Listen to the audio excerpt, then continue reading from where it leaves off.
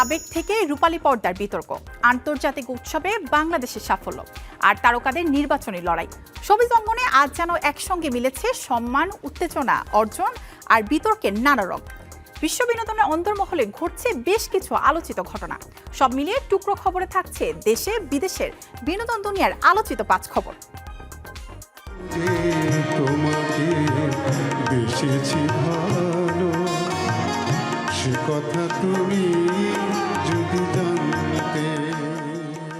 বাংলা গানের কিংবদন্তি সুবীর নন্দীর প্রয়াণ দিবসে গভীর শ্রদ্ধায় স্মরণ করছে দেশের সঙ্গীতাঙ্গন।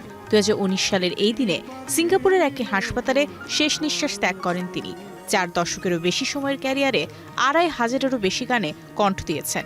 কত যে তোমাকে বেশিছি ভালো, বন্ধু হতে চেয়ে তোমার, কিংবা আমি বৃষ্টির কাছ থেকে কাঁদতে শিখেছির মতো অসংখ্য কালজয়ী গান আজও শ্রোতাদের আবেগ ছুঁয়ে যায়।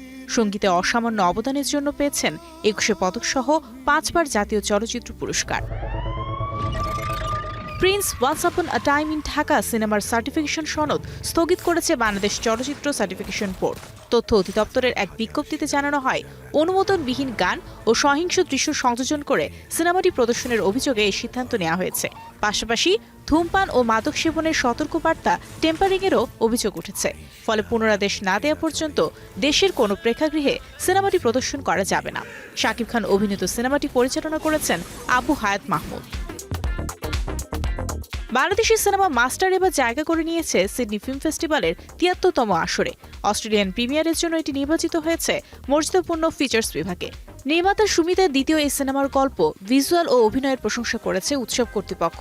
রাজনৈতিক বাস্তবতা ও মানবিক সংকটের গল্প নিয়ে নির্মিত সিনেমাটি বিশ্বমঞ্চে বাংলাদেশকে নতুনভাবে পরিচিত করছে বলেও মনে করছেন সংশ্লিষ্টরা। বাংলাদেশ চলচ্চিত্র শিল্পী সমিতির আসন্ন নির্বাচনে সভাপতি পদে লড়বেন বাপ্পারাজ, আর সাধারণ সম্পাদক পদে প্রার্থী হচ্ছেন রুমানা ইসলাম মুক্তি। 2 কিংবদন্তি তারকা রাজ্জাক ও আনোয়ারা বেগমের উত্তরসূরি হিসেবে তারা একসঙ্গে নেতৃত্বে লড়াই নামছেন। শিল্পীদের অধিকার রক্ষা ও চলচ্চিত্রের উন্নয়নের লক্ষ্য নিয়ে তাদের প্যানেলে নবীন প্রবীণ অনেক শিল্পী থাকবেন বলেও জানিয়েছেন তারা।